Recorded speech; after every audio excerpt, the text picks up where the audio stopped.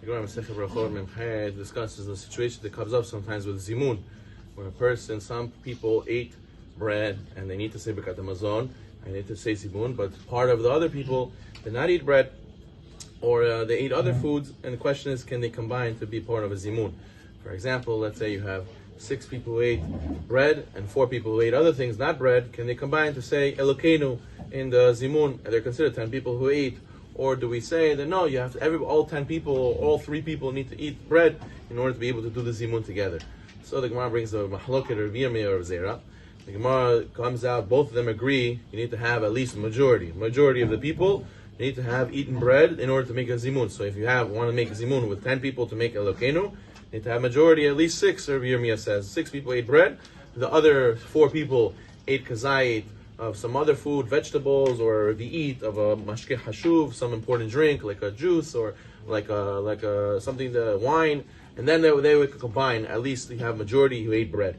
But according to Rabbi Zino, he says no, it's not enough to have a majority, simple majority. You need to have an obvious majority. Obvious means that you could tell right away that there is a majority of people who ate bread here, and that's 7. So Rabbi Zera says 7 is the minimum amount of people who need to eat bread in order to be able to eat kazayit or bread, to be able to make Zimmun with Elokeinu.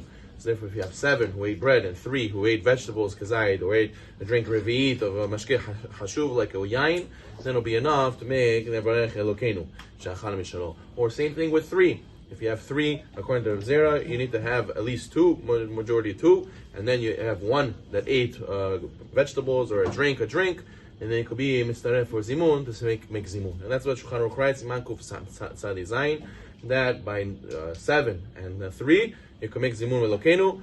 2 and 1, he writes a little bit more interesting. He writes over there that preferably the person should also eat bread. You should convince him to eat bread if he wants to help you make Zimun. If you cannot convince him, better to not give anything, because there's mahloket if you can do by 2 and 1. He eats vegetables or he drinks something else. There's mahloket if you're allowed to do that. But if he already ate and he already did that, so then you could combine him to make him to the 3rd person for the Zimun. But preferably you should convince him to eat the bread, and that way you can have 3 people making Zimun together. But you do combine 7 and 3.